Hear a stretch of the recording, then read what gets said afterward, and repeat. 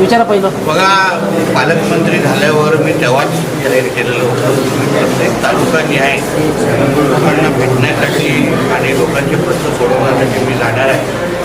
शेवटी मी जिल्ह्याचा पालकमंत्री असलो तरी मी शेवटी ह्या जनतेचा सेवक आहे आणि ओरसला नेहमी मुख्य सगळे शासकीय कार्यालय असल्यामुळे तिथे बसून काम करत असताना ह्याही गोष्टीची आम्हाला जाणीव आहे की वेंगुर्ल्यातून प्रवास करून येणं, घोडावरून प्रवास करून येणं, देवगडवरून प्रवास करून येणं हे सामान्य नागरिकांसाठी कित्येक वेळ खर्चिक असतं. त्यांना प्रवासाचा खर्च लागतो आणि म्हणून प्रत्येक प्रशासनाकडे येण्यापेक्षा प्रशासन त्यांच्याकडे जाणं ही एक आमची भूमिका आहे. आणि त्याचमुळे आज वेंगुर्ल्याच्या तहसीलदार कार्यालयामध्ये आम्ही जनता दर्शनाचा कार्यक्रम घेतलेला आहे आणि जनतेचे प्रश्न सोडवणं, जनतेचे प्रश्न ऐकून घेणं आणि प्रामुख्याने तहसीलदार कार्यालय जे ह्या तालुक्याचं शासकीय मुख्यालय ज्याला आपण म्हणतो ते असल्यामुळे जनतेला इथले कमीतल्या कमी येण्याची संधी मिळाली पाहिजे. किंबहुना एकदा आल्यावर तोच प्रश्न सोडवण्यासाठी परत येण्याची संधीच मिळता कामा नये.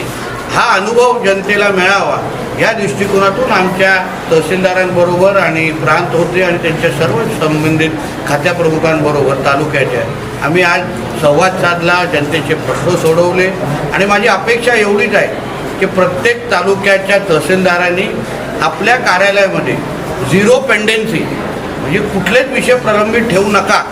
उदाहरण आमच्या राज्याचे मुख्यमंत्र्यांचं धोरणच आहे की प्रत्येक शासकीय कार्यालयाने झिरो पेंडेन्सी हा एकंदरीत प्रक्रिया राबवावी जेणेकरून आपल्याकडे येणारा कुठलाच प्रश्न हा प्रलंबित असू नये, कुठलेच दाखले देण्याचे विषय प्रलंबित असू नये, जनतेचे कुठलेच प्रश्न सोडवण्याच्या दृष्टिकोनातून जास्तीत जास्त वेळ द्यावा जेणेकरून जनतेचा विश्वास शासनावर आणि शासनाच्या अधिकाऱ्यांवर आणि प्रशासनावर वाढला पाहिजे ह्या दृष्टिकोनातून हा एक छोटासा प्रयत्न होता. त्याच पद्धतीने आज जसं वेंगुर्ल्यामधून सुरुवात केलेली आहे, मी माझ्या सिंधुदुर्ग जिल्ह्याच्या सगळ्याच तालुक्यांपर्यंत अशाच पद्धतीने मी जाणार आहे आणि जनतेचे दर्शन घेऊन त्यांची जास्तीत जास्त प्रश्न सोडवण्याच्या दृष्टिकोनातून मी पुढाकार घेणार.